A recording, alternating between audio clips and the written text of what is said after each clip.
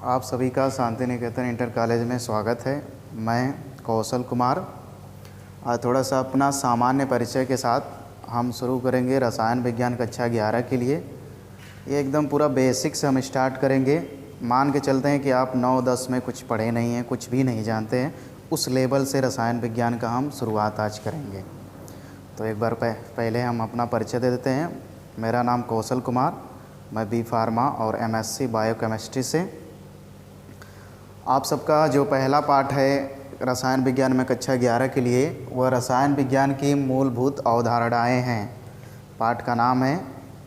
इसमें कुछ ऐसी चीज़ें आप जो पहले से सुने होंगे, अगर 9-10 में पढ़े होंगे सही से, तो बहुत सारी चीज़ें आपको इसमें मिल जाएगी पुराना। लेकिन हमें क्या पढ़े हो क्या नहीं पढ़े हो इससे हमें कोई मतलब नहीं। हमें बस ये मतलब है कि हमें बेसिक्स एकदम शुरू से, जिसको मान के चलते हैं कि किसी को कुछ नहीं रसायन विज्ञान में आ रहा है, वहाँ से हम स्टार्ट करने जा रहे हैं आज। ठीक है। तो रसायन विज्ञान के बारे में सबसे पहले हम इसका इतिहास को जान लेते हैं। इतिहास। तो रसायन विज्ञान का सबसे पहले उदय हुआ था मिस्र देश में, और रसायन विज्ञान को अंग्रेजी में हम केमिस्ट्री कहते हैं। केमिस्ट्री। ये जो केमिस्ट्री शब्द की उत्पत्ति जो हुई है वह कीमिया से हुई है। कीमिया। कीमिया का मतलब होता है, पहले मिस्र देश को, यानी पुराने समय में मिस्र देश को कीमिया कहा जाता है। कीमिया क्यों कहा जाता था? क्योंकि उस देश की जो मिट्टी थी वह काले रंग की थी, इसलिए वहाँ के लोगों को कीमियागार कहते थे और उस देश को कीमिया कहते थे। और कीमिया के लोग ही सबसे पहले रसायन विज्ञान पर कार्य करना शुरू किया। तो उसी जगह से, यानी कीमिया से ही रसायन विज्ञान यानी केमिस्ट्री की उत्पत्ति हुई। ठीक है। वैसे तो रसायन विज्ञान का उदय अब से लगभग मान के चलिए 2600 साल पहले से हो गया, यानी कि लगभग में 600 ईसा पूर्व से रसायन विज्ञान का उदय हुआ है मिस्र देश में। इसके बाद सबसे पहले ग्रीस के लोग थे, उन्होंने जल को अपना सभी पदार्थों का मूल पदार्थ जल को मान करके रसायन विज्ञान के बारे में और अध्ययन किया। इसके बाद कुछ वैज्ञानिक थे जैसे अरस्तु और प्लेटो थे, उन्होंने आया तो यह बताया कि कोई भी चीज़ है यानी 4 चीज़ों से मिलकर बना है, जैसे पृथ्वी, वायु, अग्नि, जल, ये 4 चीज़ों का कंसेप्ट उन्होंने दिया। तो हम वैसे तो इतिहास बहुत ज़्यादा है रसायन विज्ञान का, पर बस बेसिक से आपको ये समझना है कि रसायन विज्ञान का जो उदय हुआ वह मिस्र देश से हुआ, और रसायन विज्ञान को अंग्रेजी में जो है केमिस्ट्री कहते हैं। केमिस्ट्री शब्द की उत्पत्ति मिस्र देश कीमिया से हुआ है। कीमिया का मतलब होता है काली मिट्टी, और काली मिट्टी मिस्र देश में ज़्यादा पाई जाती है, इसलिए वहाँ के लोगों को कीमियागार और उस देश मिस्र देश को कीमिया कहते हैं। इसलिए केमिस्ट्री शब्द की उत्पत्ति वहीं से हुई है, कीमिया से। तो 60 में ये हो गया इसका इतिहास। ठीक है। इसके बाद हम परिभाषा की भी बात करेंगे। तो परिभाषा वैसे 9-10 में भी आप पढ़े होंगे। क्या होता है कि रसायन विज्ञान की वह शाखा, विज्ञान की वह शाखा जिसके अंतर्गत किसी पदार्थ के संरचना, संगठन, गुणधर्म और उनमें होने वाले परिवर्तन का अध्ययन करते हैं। तो अगर सारी चीज़ों को एक साथ किया जाए तो बस इस विज्ञान में हम पदार्थ के बारे में अध्ययन करते हैं। पदार्थ कैसे बना है, क्या क्या चीज़ों से बना है, इसका क्या गुण होता है, उस पर ताप, दाब, सांद्रण या अन्य चीज़ों का क्या प्रभाव पड़ता है, ये सारी चीज़ें का अध्ययन हम करेंगे रसायन में। ठीक है। तो रसायन विज्ञान की वह शाखा है जिसके अंतर्गत किसी पदार्थ या द्रव्य के गुण, संगठन और उनमें होने वाले परिवर्तन का अध्ययन किया जाता है। ठीक है। ये आपका हो गया परिभाषा। इसके बाद होता है रसायन विज्ञान की शाखाएं।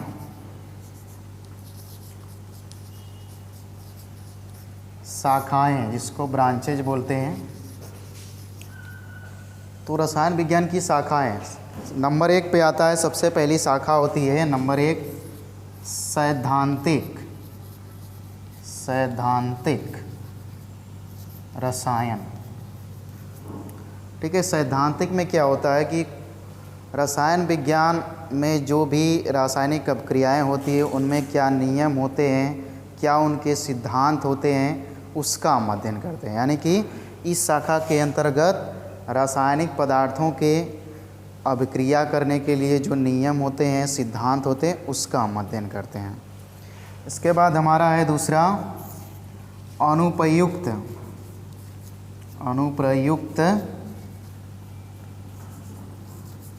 अनुप्रयुक्त रसायन।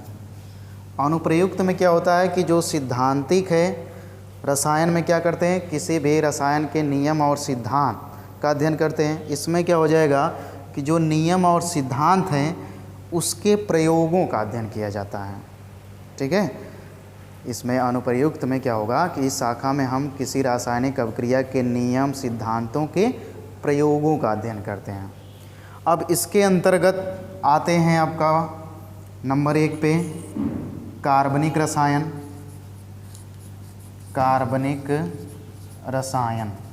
देखिए, हम एकदम बेसिक से शुरू करें, हम ये मान के चल रहे हैं कि आपको कुछ नहीं आता है, एकदम 1 से लेवल से। कार्बनिक रसायन क्या होता है, जानते हो कि रसायन में हम द्रव्य का या पदार्थ का अध्ययन करते हैं। कार्बनिक का मतलब क्या हो गया कि कार्बनिक पदार्थ का अध्ययन करते हैं, बस सिंपल। मतलब कि रसायन विज्ञान की वह शाखा जिसके अंतर्गत हम कार्बनिक पदार्थों का अध्ययन करते हैं उसे हम कार्बनिक रसायन कहते हैं। इसमें दूसरा है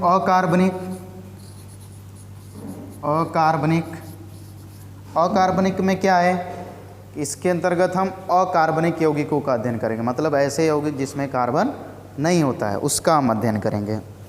इसके बाद आता है इसमें भौतिक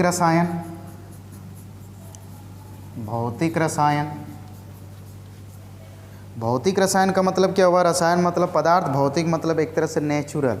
यानी कि कोई भी अभिक्रिया हो रही है, कोई भी रासायनिक अभिक्रिया हो रही है, उस पर जो कारक प्रभाव डालते हैं, ताप दाब या भौतिक कारक जो प्रभाव उस पर डालते हैं, तो उसका हम अध्ययन इसके अंतर्गत करते हैं। तो यानी इस शाखा के अंतर्गत हम रासायनिक पदार्थों के भौतिक कारकों का अध्ययन करते हैं। इसके बाद आपका आता है वैश्लेषिक रसायन। इसी में आपका अगला आएगा वैश्लेषिक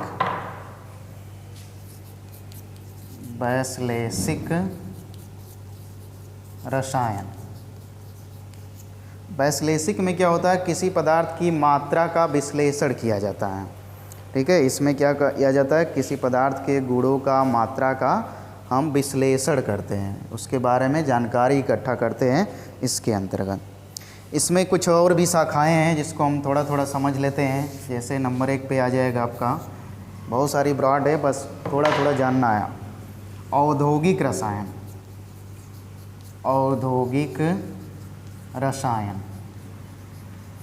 रसायन का मतलब जो औद्योगिक क्षेत्रों में जो पदार्थ का यूज होता है। रसायन जैसे ही शब्द आया आपको समझ लेना है कि किसी पदार्थ की बात हो रही है। रसायन विज्ञान में मेन हम किसी पदार्थ या द्रव्य का हम अध्ययन करते हैं, सीधा सीधा। तो औद्योगिक रसायन मतलब पदार्थ का अध्ययन करेंगे। किस पदार्थ का, भाई जो औद्योगिक क्षेत्रों में यूज होता है उसका हम अध्ययन करेंगे, इंडस्ट्री जिसको बोलते हैं। इसके बाद है यांत्रिक रसायन। यांत्रिक में मतलब कि जो यांत्रिक कार्यों में या यांत्रिक चीज़ों में जो रसायन का, केमिकल का यूज होता है। जैसे मान लीजिए लोहा है, तो लोहा भी तो एक तरह से रसायन है, केमिकल उसमें आ रहा है, तो उसका हम अध्ययन इसके अंतर्गत करते हैं। मतलब कि यांत्रिक रसायन के अंतर्गत हम यांत्रिक यानी इंस्ट्रूमेंटल जो यंत्र होते हैं उसमें जो प्रयुक्त होने वाले पदार्थ होते हैं उसका अध्ययन करेंगे। इसके बाद है कृषि रसायन।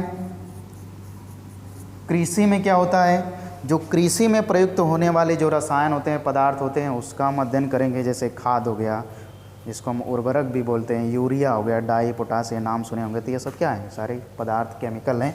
तो कृषि में जो प्रयुक्त होते हैं रसायन उसका हम अध्ययन इसके अंतर्गत करते हैं। इसके बाद है भू रसायन।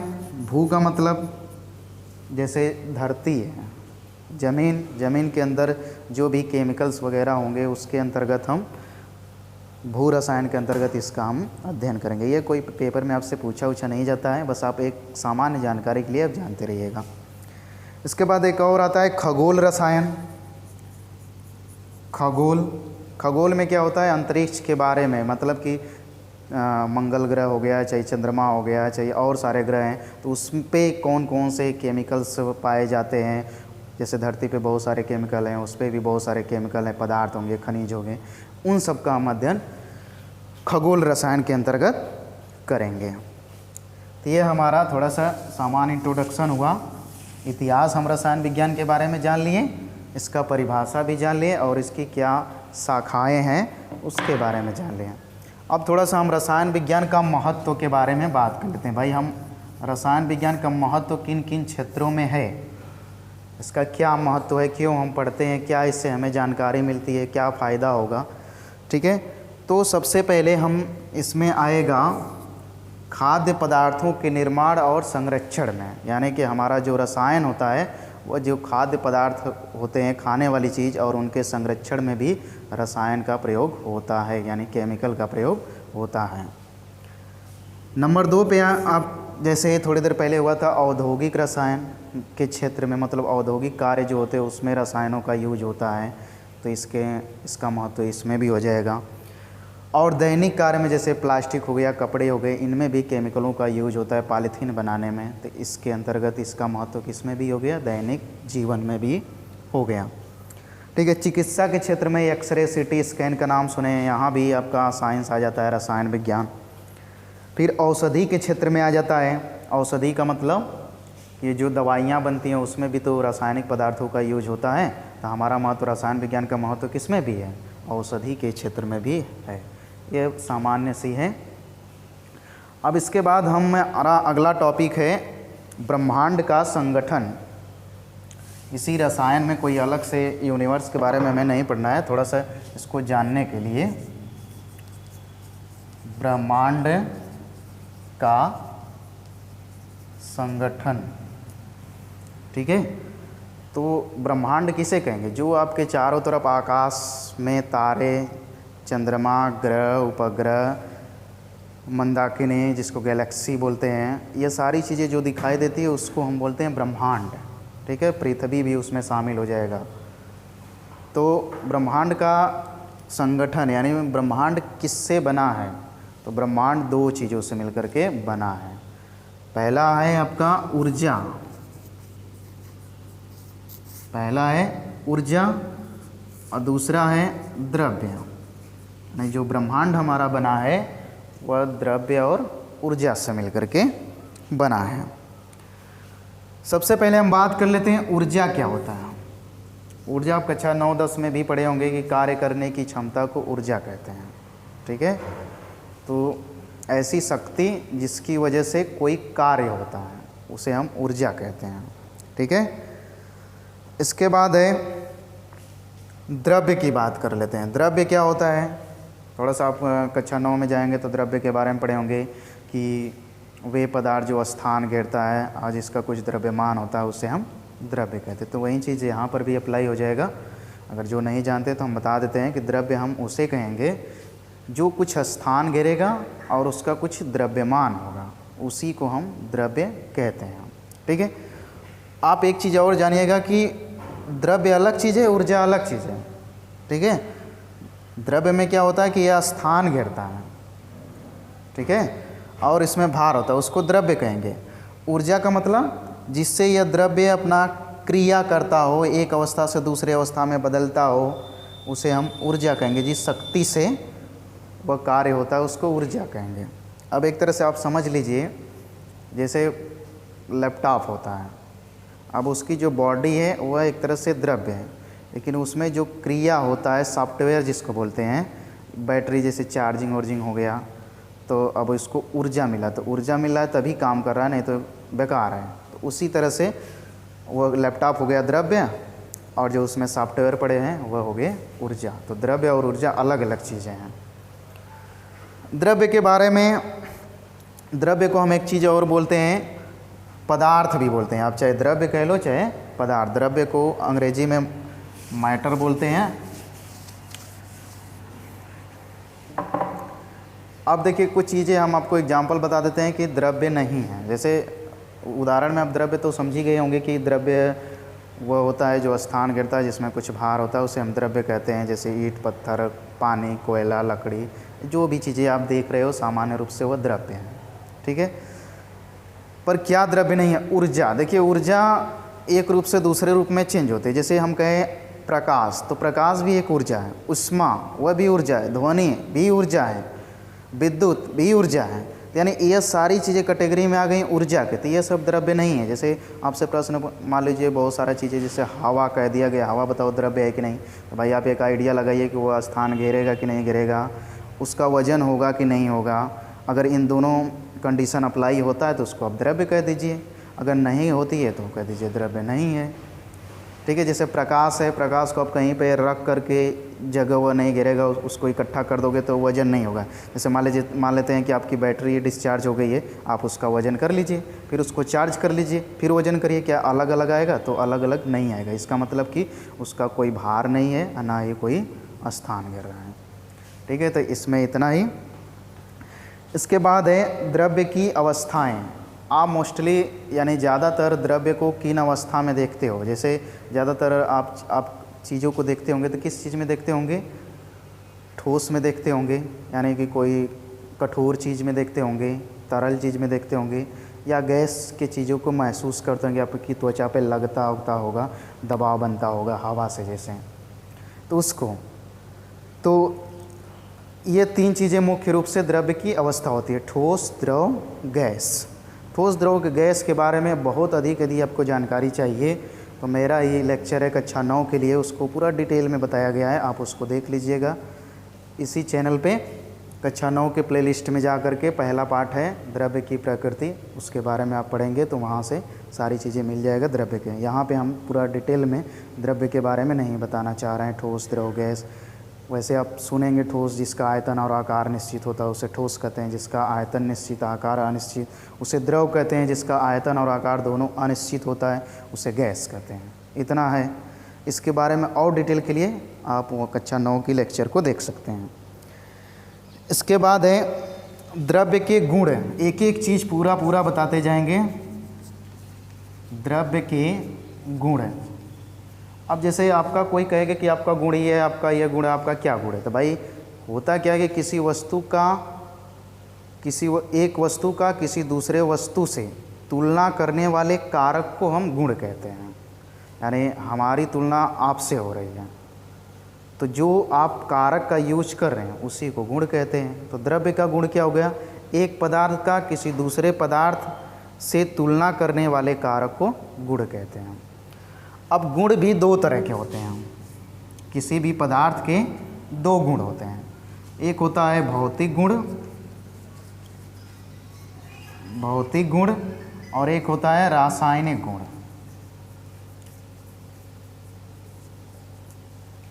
ठीक है, भौतिक गुण के अंतर्गत क्या आ जाएगा? जैसे कि द्रव्यमान हो जाएगा, आयतन हो जाएगा, क्वथनांक हो जाएगा, गलनांक हो जाएगा। यानी भौतिक का मतलब कि एक नेचुरल रूप से जो उसका गुण दिखाई दे रहा है उसी को हम बोलेंगे भौतिक गुण। यानी द्रव्य का क्या गलनांक है, क्या क्वथनांक है, क्या हिमांक है, कितना आयतन गिर रहा है, कितनी लंबाई है, कितनी चौड़ाई है, ये सारे आपके भौतिक गुण में आ जाएंगे। ठीक है। रासायनिक गुण में क्या होता है कि ऐसा गुण जिसका रासायनिक संगठन में परिवर्तन हो जाता है उसको हम बोलते हैं रासायनिक गुण। सिंपल तरीके से, जैसे कि सोडियम को आप जल में डालोगे तो सोडियम हाइड्रा। तो रासायनिक गुण में क्या होता है कि जैसे सोडियम को आप जल में डालें तो सोडियम हाइड्रोक्साइड बना और जल बना, तो उसका सारी चीज़ें क्या हो गया? चेंज हो गया, रासायनिक प्रवृत्ति। इसके बाद है द्रव्यों का परिवर्तन। अगला टॉपिक है हमारा एक द्रव्यों का परिवर्तन। तो परिवर्तन का मतलब होता है द्रव्य एक रूप से दूसरे रूप में बदल जाता है, उसी को कहते हैं द्रव्यों का परिवर्तन। ठीक है। द्रव्यों में परिवर्तन दो तरह से होता है। एक भौतिक परिवर्तन होता है, भौतिक परिवर्तन, और एक होता है रासायनिक परिवर्तन। भौतिक परिवर्तन में क्या होता है कि किसी पदार्थ का रासायनिक संगठन में कोई परिवर्तन नहीं होता है। जैसे बर्फ़ है, ये चेंज हो गया जल में, तो बर्फ़ का भी सूत्र क्या होता है? H2O, और जल का भी सूत्र होता है H2O। इसके केमिकल कॉम्बिनेशन कंपोजिशन में कोई अंतर नहीं है, यानी जिसका रासायनिक गुण में कोई परिवर्तन नहीं आया तो वह हो जाएगा क्या, भौतिक गुण। जैसे गलना हो गया, वाष्पन हो गया, क्वथन हो गया, हिमीकरण हो गया, ये सारी चीज़ें आ जाएगा भौतिक परिवर्तन में।